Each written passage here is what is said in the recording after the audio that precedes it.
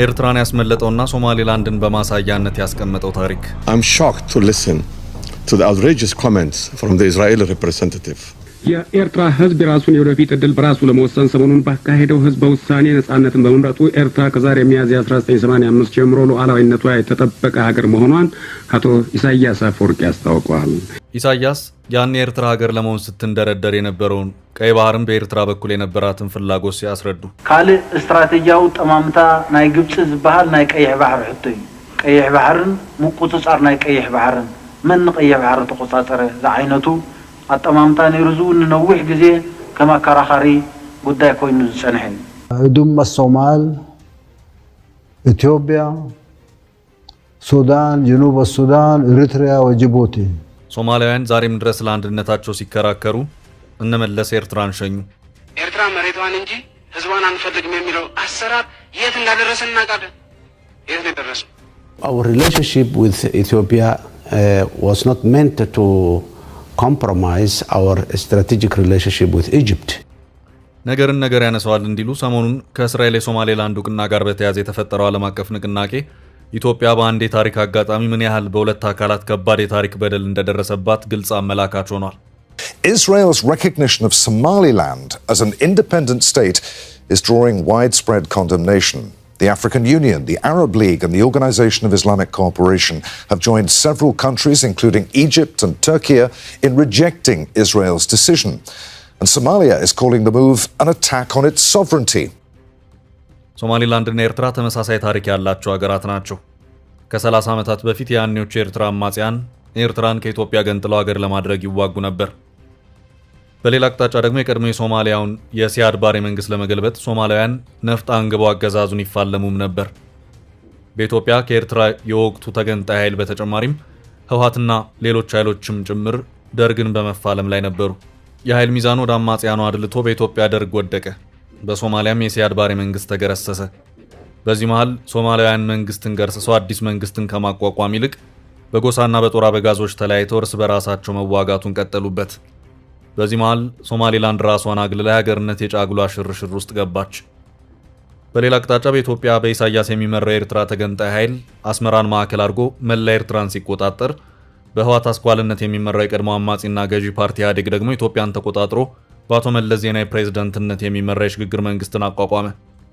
እናም የወቅቱ የህወሓት ሰዎችና ኢሳያስ ቡድን ኤርትራን ከኢትዮጵያ ገንጥሎ መሸኘቱ ላይ ሙሉ ትኩረታቸውን አሳረፉ። ይህንን ለማድረግ ደግሞ የግድ ህጋዊ ሽፋን ያስፈልጋል። ይህ ህጋዊ ሽፋን ደግሞ በኤርትራ በተባበሩት መንግስታት ድርጅት ሳይቀር ዓለም አቀፍ ተቀባይነትን ያገኘ በህዝብ ውሳኔ ወይም ሪፈረንደም ማካሄድ የሚል ነበር። የሪፈረንደሙ ደጋሽ የወቅቱ የኢትዮጵያ መንግስት ሲሆን በዚህ ህዝብ ውሳኔ ሽፋን ለሽኝት የተዘጋጀችው ሙሽራ ደግሞ ኤርትራ ነበረች። በሌላ አቅጣጫ ደግሞ በዚያው ጊዜ በሶማሊያ በነበረው ድህረ ሲያድ ባሬ እርስ በርስ ጦርነት እዚሁ እርስ በርስ እንባላ እንጂ ማንም ከሶማሊያ ነባር ግዛት መገንጠል የለበትም የሚል አቋም ተይዟል።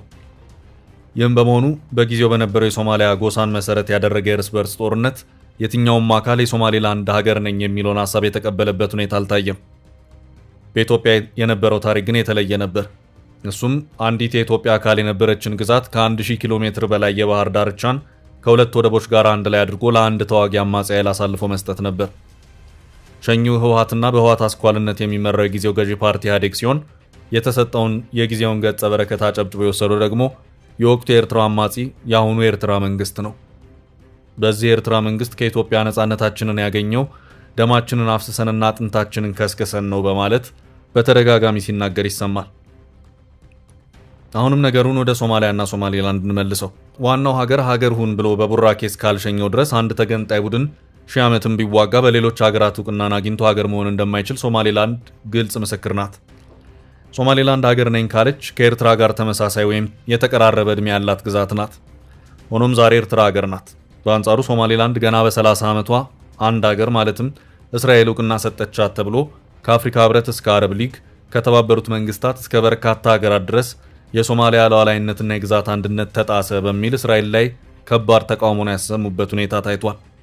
ለምን ቢባል ባለው ዓለም አቀፍ መርህና አሰራር መሰረት ዋናዋ ሶማሊያ እስካልፈቀደች ድረስ አንድ የሆነ ግዛት ከአንድ የሆነ ሀገር ተገንጥያለሁ ስላለ ወይም ተዋግቻ አሸንፊያለሁ ስላለ ብቻ ሀገር መሆን ስለማይችል ነው።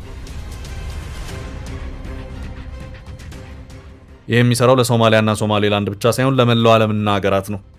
እናም በወቅቱ በአሁኑ የኤርትራ ፕሬዝዳንት ኢሳያስ አፈወርቂ የሚመራው የጊዜው የኤርትራ ተገንጣይ ኃይል አስመራን ጨምሮ መላ ኤርትራን ቢቆጣጠር በመጨረሻ ኢትዮጵያን የሀገርነት ቡራኬ እስካላገኘ ድረስ ሺህ ዓመታት በኤርትራ ቢኖር የበረሃ አማጺ ሆኖ ይቀጥላል እንጂ ኤርትራን ሉዓላዊ ሀገር ማድረግ የሚችልበት አንድም እድል አልነበረም። ይህ የተባበሩት መንግስታትና የአፍሪካ ህብረት የቆሙበት የሀገራት ሉዓላዊነት መሰረት ነው። ለዚያም ነው ሰሞኑን የእስራኤልና የሶማሌላንድ እውቅና ተከትሎ ተቃውሞ የበረታው። በጊዜው ግን ኢትዮጵያ ባለቤት አልነበራትም። ይህም ስለሆነ ነው ሶማሌላንድ የራሷን ፓስፖርት አሳትማ የራሷን መገበያያ ገንዘብ ኖሯት ፖሊስና መከላከያን ሳይቀር አደራጅታ እያለ ለ30 ዓመታት ያህል አንድም ሀገር ወይም ዓለም አቀፍ ተቋም ሀገር ነሽ በሀገርነት አውቅሻለሁ ሊላት ያልደፈረው። ለዚህም ነው እስራኤል በሀገርነት አውቅሻለሁ ስትላት እንዴት በሚል ከባድ ዓለም አቀፍ ጫጫታ የተፈጠረው። ሶማሌላንድ ሀገር እንድትሆን የግድ የሶማሊያ ፍቃድ ያስፈልጋል። በተመሳሳይ መልኩ የኤርትራም ሀገር እንድትሆን የጊዜው የኢትዮጵያ መንግስት ባይፈቅድ ኖሮ የኤርትራ ሰዎች እንደሚሉት መዋጋትና በጦርነት ድልን ማግኘት ብቻ አንድን አማጺ ሀገር እንዲመሰርታ ያደረገው። ለዚህ ምስክር ደግሞ 30 ዓመት ሙሉ ሀገር አድርጉኝ እያለች ሀገር መሆን ያልቻለችው ሶማሌላንድ ናት። ግን ደግሞ የወቅቱ የአቶ መለስ መንግስት ኤርትራን እስከ ሙሉ ቀይ ባህር ለመሸኘት ተጣደፈ። በኢትዮጵያ ስምም ፈርሞ ኢትዮጵያ ኤርትራን ሀገርነት የምታውቅ መሆኗን ዓለም ይወቅ ሲልም አወጀ። ዓለምም ኢትዮጵያ በመንግስቷ በኩል ኤርትራ ሀገር ትሁን ብላ ፈቅዳለችና እኛም ተቀብለናል ሲልም የኤርትራን ሀገርነት አጨብጭቦ ተቀበለ። እስኪ ታሪክን ወደ ኋላ መለስ ብለን እንቃኝ። የተባበሩት መንግስታት የታዛቢዎች ቡድን ኦን ኦቨር የኤርትራን ሬፈረንደም ሂደት እንዲያጣራ የተቋቋመው የተባበሩት መንግስታት ድርጅት ጠቅላላ ጉባኤ ታህሳስ 8 ቀን 1985 ዓመተ ምህረት ባሳለፈው ውሳኔ አንቀጽ 114 መሰረት ነው። እሰየው በአንድ አፍ ያሉትም ኢሳያስና ጓዶቻቸው ሀገርን የሚያህል ሎተሪ እንደወጣላቸው ሲያውቁ ፈጠን ብለው ኤርትራን የተባበሩት መንግስታትና የአፍሪካ አባል ሀገር አደረጉ። የኤርትራ ሀገራዊ ዓለም አቀፍ ግንኙነትን መሰረቱን እንዲጥል አደረጉ። በዚህ መልኩ የወቅቱ የህወሓት ሰዎች ቀስ አድርገው ኤርትራን አስመለጡ። ያለው የታሪክ እውነታ የሚያሳየው ይህንን ነው። ሽኝቱም ፍጹም ለኤርትራ ጥብቅና ቆሞ ኢትዮጵያን በማስፈራራትና በማሳቀቅም ነበር። ኤርትራ መሬቷን እንጂ ህዝቧን አንፈልግም የሚለው አሰራር የት እንዳደረሰ እናውቃለን። የት ነው ደረሰ?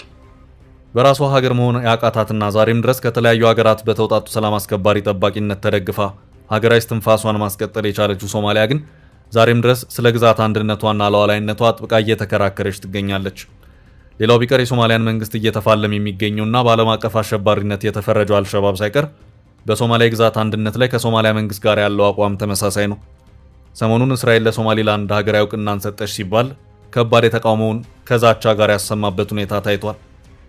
በተቃራኒው የጊዜው ህወሓትና አቶ መለስ ግን እንደውም አጥብቀው ይከራከሩ የነበሩት ለኤርትራና ኤርትራውያን ነበር። አቶ መለስና የወቅቱ ጓዶቻቸው ኤርትራን ፈቅደው መሸኘቱ ላይ ቢጨክኑ እንኳን ቢያንስ የኢትዮጵያን የወደብና የባህር በር መውጫን ዘላቂ ጥቅም አስጠብቀው ኤርትራን የሚሸኙበት ተጨማሪ ወርቃማ ዕድልም ነበራቸው። እነሱ ግን አልፈለጉትም። ነገሩ በጊዜው ኤርትራን ሸኝተን ጎጆ ካስወጣን በኋላ እኛም እንከተላለን የሚመስል አካሄድ ሆኖ ይታያል። እናም በዚያ መልኩ ኤርትራ እስከ 2 ወደቦቿ ከኢትዮጵያ መዳፍ ሹልክ እንድትል ተደረገ። በጊዜው ኤርትራ 2 ወደብ ይዛ ለመገንጠል ስታኮበኩብም የወቅቱ የአሜሪካ አፍሪካ ጉዳዮች ረዳት ሚኒስትር የነበሩት ሄርማን ኮሄን አንድ ጥያቄ እንዳነሱ የታሪክ ድርሳናት ይናገራሉ። ጥያቄውም ይሄ ነገር እንዴት ነው ኢትዮጵያ ወደብ አልባ ሆና ኤርትራም 2 ወደብ ይዛ ሀገር መሆኗ ለሁለቱ ሀገራት ዘላቂ ሰላም ይበጃል ወይ የሚል ነበር። የወቅቱ ምላሽ ሰጪ ደግሞ የቀድሞ ጠቅላይ ሚኒስትር አቶ መለስ ዜናዊ ነበሩ። ምላሹም የወደቡን ጉዳይ ለኛ ተቡት የሚል እንደነበር የታሪክ መዛግብት ያስረዳሉ። መለስም አለፉ፣ ወደቡም ቀረ። ፋይሉ ግን ዛሬም ድረስ አልተዘጋም። ወቅት እየጠበቀ መልሶ የሚያገረሽ ሆኖም ይታያል። ይኸው የኤርትራን ፍትሃዊ ኢትዮጵያ ሙሉ በሙሉ ከባህር በር ውጭ የሚያደርግ ጉዳይ ዛሬም እየተነሳ ነው። የዛሬ 30 ዓመት በነበረውም የኢትዮ ኤርትራ የድንበር ጦርነት ወቅትም ተነስቷል። ነገሮች እንደውም ቀስ በቀስ ወደ ኃይል እስከ መፋጠጥና ኤርትራ ማሰብ ላይ ግብጽን እስከ መጋበዝም እንደደረሰች የሰሞኑ ዘገባዎች ያመለክታሉ። ኃይል የሚለው አማራጭ ከዚህ ቀደም የኢትዮ ኤርትራን ጦርነት ተከትሎ የተነሳ ጉዳይ ነበር። በጊዜውም የአቶ መለስና የነ ጀነራል ጻድቃን ወይም ስዬ አብርሃ ቡድን በሚል የተከፈለው ቡድን በመጨረሻ በፓርቲው ውስጥ ብዙ ጥረትን በመፍጠር አቶ መለስና በዙሪያቸው ያሉ ሰዎች በአሸናፊነት እንዲወጡ አድርጓቸዋል። በእርግጥ አቶ መለስ እስከ መጨረሻው ድረስ ለኤርትራ አጥብቆ የሞገቱ ሰው እንደነበሩ ታሪክ ያስታውሳቸዋል። አቶ መለስ በፓርቲያቸው ውስጥ የተነሳውን የወቅቱን የፖለቲካ ማዕበል አንስተው ስለ አሰብ ጉዳይ ማብራሪያ የሰጡበት ሁኔታ እንደነበር የሚታወስ ነው። በጊዜውም አቶ መለስ አሰብን እንደምንም ብለን ተሟሙተን መያዝ እንችል ይሆናል፣ ነገር ግን ከዚያ በኋላ ከዓለም አቀፉ ማህበረሰብ የተገለልን ሀገር እንሆናለን በማለት ሲናገሩም ነገሩን ሲያጣጥሉትም ታይቷል። ያን አካባቢ በጉልበት ተማሙተን እንያዝ ብንል ፊዚካሊ የማይቻል ነገር ላይሆን ይችላል። ተማሙተን ልንይዘው እንችል ይሆናል። ነገር ግን ያን ይዘን የዓለም አቀፉ ማህበረሰብ ኖርማል አባል ሆነን መኖር አንችልም። በሰዎቹ አባባል ፓራያ ስቴት ነው የምንሆነው። በእርግጥ የኢትዮጵያ ዘላቂ ጥቅም ባልተረጋገጠበት ሁኔታ ኤርትራን ከ1000 ኪሎ ሜትር ርዝመት የቀይ ባህር ዳርቻን ከሁለት ወደቦች ጋር አካተው በህዝብ ውሳኔ ስመርቀው በመሸኘቱ ረገድ በጊዜው አቶ መለስ ድርሻና በዙሪያቸው ያሉት ጓዶቻቸው ሚና ወደርና ወሰን የሌለው ነበር። ልዩነቱ ከዓመታት በኋላ በጊዜው የዚህ ውሳኔ አካል የነበሩት የአቶ መለስ ጓዶች ተጸጽተው የፖለቲካ ንስሐን ሲገቡ፣ አቶ መለስ ግን እስከ መጨረሻው እስትንፋሳቸው ድረስ በዚያ በቀደመው አሰብ ኤርትራ ነው ኢትዮጵያ መጠቀም የምትችለው በአገልግሎት ደረጃ እንጂ በባለቤትነት ደረጃ አይደለም በማለትም ያለፉ ሰው ናቸው። እዚህ ጋርም አቶ መለስን ሲናገሩ የምንሰማቸው ስለ ወደብ አገልግሎት እንጂ ኢትዮጵያ በዘላቂነት የወደብ ባለቤት ወይም የባህር በር መውጫ ስለምታገኝበት መንገድ አልነበረም። ጥቂት እንስማቸው። ስለዚህ በኤርትራ የሚኖረው ሁኔታ ለዘለቄታው የሚመች እየሆነ እስኪሄድ ድረስ ይህን ጥያቄ በእንጥልጥል ብናቆየው ይሻለናል ነው ያልነው። ለዘላለሙ በአሰብ ወደብ የመጠቀምን ጉዳይ የዓለም አቀፍ ሕግን ተንተርሰን አናነሳም ያልንበት ምክንያት የለንም።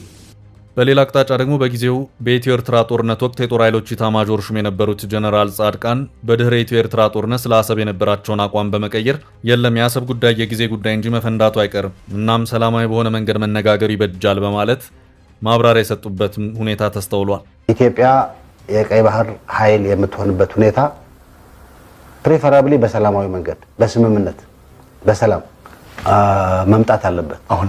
አሁንም ያ ካልተደረገ የጊዜ ጉዳይ ካልሆነ በስተቀር መፈንዳቱ አይቀርም። ሌላኛውና አሰብን እና የባህር በርን በተመለከተ ከአቶ መለስ የከረረ ሐሳብና አቋም በተለይ አቋማቸውን በመቀየር ኢትዮጵያ የባህር በር መውጫ ማግኘት አለባት በሚል አጥብቀው ሲከራከሩም ከነበሩት የቀድሞቹ የህወሓት ተዋጊዎችና ባለስልጣናት መካከል አንዱ አቶ ስዬ አብርሃ ነበሩ። ኤርትራውያን ኢትዮጵያ የባህር በር ቢኖራት አይጎዱ። እንዲህ እያሉ ነገሮች እየተንከባለሉ አሁን ያሉበት ደረጃ ላይ ደርሰዋል።